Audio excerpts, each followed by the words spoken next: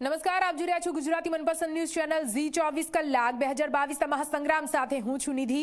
મહાસંગ્રામના એ તમામ રાજકારણના સમાચાર જોઈશું, પરંતુ તે પહેલા અન્ય મહત્વપૂર્ણ સમાચાર સામે આવી રહ્યા છે તેના પર નજર કરી લઈએ। ગાંધીનગરમાં કેન્દ્રીય ગૃહ મંત્રાલયની ડ્રગ્સ નાબૂદી અભિયાન અંતર્ગત ક્ષેત્રીય બેઠકનું આયોજન કરવામાં આવ્યું। જી હા, અમિત શાહ, મુખ્યમંત્રી હર્ષ સંઘવી આ બેઠકમાં હાજર રહ્યા। રાજ્યના ડીજીપી, ઉચ્ચ આઈપીએસ અધિકારીઓ પણ બેઠકમાં હાજર। ડ્રગ્સ નાબૂદી અને ઘૂસણખોરીને ડામવા માટે આ બેઠકમાં ખાસ ચર્ચા કરવામાં આવી રહી છે। ગુનાખોરીને ડામવા અંગેનો ઉપયોગ પણ અધિકારીઓની ચર્ચા અને હાલ અમિત શાહ સંબોધન કરી રહ્યા છે। સીધા આપને ત્યાં લઈ જઈશું। राज्यों के गृह मंत्री और मुख्यमंत्री की ऑफिस में और डीजीपी की ऑफिस में भी कितने जिलों ने जिला स्तरीय एनकोड मीटिंग का नियमित रूप से बैठक किया है नहीं किया है, इसका अगर डैशबोर्ड हम बना लेते हैं तो जिला अधिकारियों के लिए भी प्रेरणा का भी ये काम करेगा और थोड़ा कोई देख रहा है इसका डर भी बनेगा।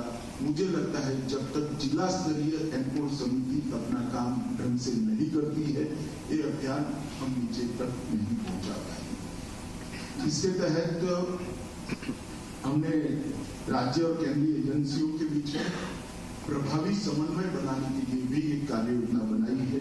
भारतीय नौसेना, भारतीय तटरक्षक बल, drug controller general, national maritime security, NTRO, port trust, coastal police और मैरीटाइम बोर्ड के प्रतिनिधियों को भी इस समुद्री किनारे को सुरक्षित बनाने के लिए कोऑर्डिनेशन करने की एक योजना बनी है।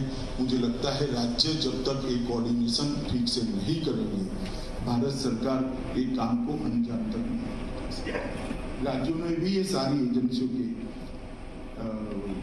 कोऑर्डिनेशन की व्यवस्था अपने इनिशिएटिव से करना पड़ेगा और एक ऑल इन वन पोर्टल बनाया है, एनकोड पोर्टल बनाया है। इसके अंदर ये सारी सूचनाएं भी उपलब्ध है और ये सारी कोऑर्डिनेशन के आपके एफर्ट्स को भी आप इस पर डाल सकते हैं। निदान का उपयोग जितना बढ़ेगा उतना फायदा होगा। आपने देखा ही है, मैं ज्यादा टिप्पणी करना नहीं चाहता। प्रधान जी ने जो प्रेजेंटेशन किया है इसके अंदर निदान में राज्यों की स्थिति क्या है, और मैं देश के गृह मंत्री नाते बहुत स्पष्टता से कहना चाहता हूं कि संतोषजनक नहीं है। मेरे पास केस के भी आंकड़े हैं और आपने जो डेटा शेयर किया है इसके भी आंकड़े हैं। 22% डेटा ही शेयर हुआ है। अगर ये स्थिति एक पोर्टल बनने के बाद पोर्टल में हम अपलोड नहीं करते तो मुझे लगता है कि हमारे अभियान की गंभीरता जितनी होनी चाहिए इतनी नहीं है। इसका एक द्योतक है। हम सब ने प्रयास कर 3 महीने के एक अंतराल के अंदर सभी राज्यों के सभी आंकड़े निदान पोर्टल पर उपलब्ध हो जाए, इसके लिए आगे बढ़ाना चाहिए। K9 राष्ट्रीय कैनाइन पूल की स्थापना की है। अभी K9 की टीम मुंबई और अहमदाबाद में है। राजस्थान और मध्य प्रदेश भी नार्कोटिक्स कंट्रोल ब्यूरो के साथ बात कर गोवा भी विशेष रूप से बात कर इसको आगे बढ़ाना चाहिए। इसको मजबूत कर पार्सल और कुरियर सेवाओं के लिए भी हम उपयोग में ले जा सकते हैं। ड्रग कानून प्रवर्तन प्रशिक्षणों का एक समान अभ्यासक्रम बनाने का काम एनसीबी ने एक कोर मॉड्यूल और 5 प्रशिक्षण मॉड्यूल बनाए। मुझे लगता है सारे ऑनलाइन मॉड्यूल को सभी राज्यों को अपने नार्कोटिक्स कंट्रोल के एजेंसी के लिए उपयोग में लेना चाहिए और समय समय पर ट्रांसफर होते रहते हैं हमारे, समय समय पर इसकी ट्रेनिंग की व्यवस्था करनी चाहिए। तो मुझे विश्वास है कि इसका फायदा बहुत होगा। पश्चिमी क्षेत्र में एफएसएल का उन्नयन करना ये बहुत जरूरी है और उसमें आप नेशनल फोरेंसिक साइंस यूनिवर्सिटी का जरूर सहयोग ले सकते हैं। भारत सरकार का भी सहयोग मांग सकते हैं। एफएसएल जितनी मजबूत होगी इतने परिणाम अच्छे आएंगे और जो ड्रग के कारोबारी हैं उनको सजा कराने में हमें बहुत मदद मिलेगी। जो हमारी पुलिस आधुनिकीकरण की योजना है इसमें मेरा आग्रह रहेगा सभी मुख्यमंत्रियों को कि एफएसएल के उन्नयन को सर्वोच्च वरीयता देने का काम हम करें और इससे डायरेक्टरेट ऑफ एफएसएल की भी मदद मिल सकती है और नेशनल फॉरेंसिक साइंस यूनिवर्सिटी की भी आप मदद ले सकते हैं। वो जरूर प्रोएक्टिव रोल लेकर आपको मदद करेंगे। मित्रों, हमने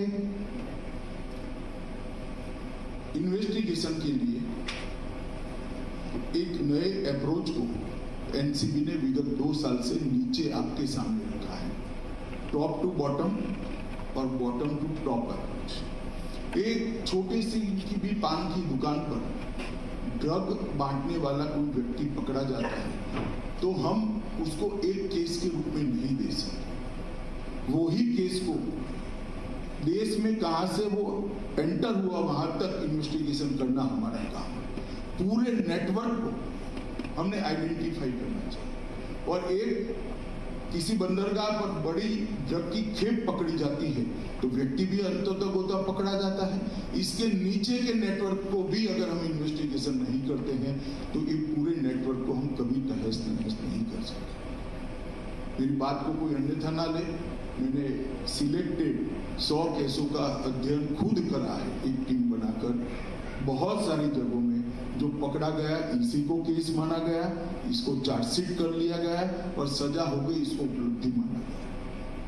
ये लड़ाई ऐसी है, जब तक नेटवर्क को ध्वस्त नहीं करते हैं हमें सफलता नहीं मिलती। और नेटवर्क को ध्वस्त तभी कर सकते हैं कि हमारा इन्वेस्टिगेशन टॉप टू बॉटम और बॉटम टू टॉप। और ये सभी पुलिस अधिकारी जो आज की कॉन्फ्रेंस में उपलब्ध है, वो सबको मैं आग्रह करना चाहूंगा कि टॉप टू बॉटम और बॉटम टू टॉप इन्वेस्टिगेशन को कम से कम हम ड्रग के खिलाफ की लड़ाई के अंदर एडॉप्ट करें और नेटवर्क ध्वस्त करने के लिए हम पूरी इन्वेस्टिगेशन को करें। एक चार्जशीट अगर समय की मर्यादा है तो डाल देनी चाहिए। देवेंद्र जी ने कहा समय कम है, इस पर भी हम विचार करेंगे, परंतु चार्जशीट डालने के बाद भी हम हमारा इन्वेस्टिगेशन तो चालू रख ही सकते हैं, इसमें कौन रोक सकता है। परंतु इन्वेस्टिगेशन को सीज हुए मटेरियल तक ही सीमित रखते हैं तो हमें लड़ाई कभी नहीं जीत सकते। मित्रों, एक ई प्रतिज्ञा पोर्टल भी शुरू किया है। लगभग 30 लाख से अधिक लोगों ने इस पर प्रतिज्ञा ली है।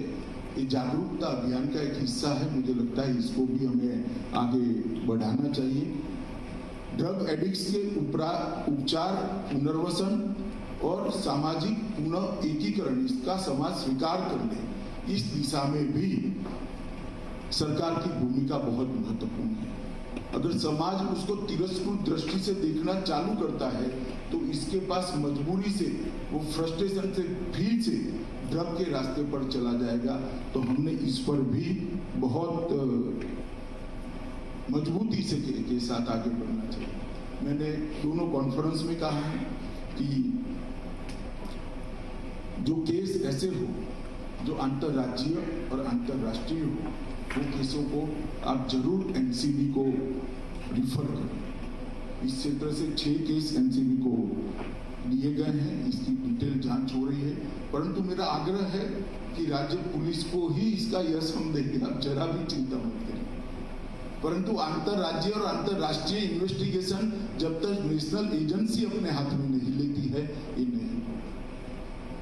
तो मेरा आप सभी से आग्रह है कि जिस केस के अंदर अंतर्राज्यीय ड्रग के नेटवर्क की और केस आता हो, अंतर्राष्ट्रीय ड्रग के नेटवर्क की और केस आता हो, वो केस एनआईए को भी दे सकते हैं और एनसीबी को भी दे सकते हैं। और वो देने में हमें कोई झिझक नहीं रखनी चाहिए।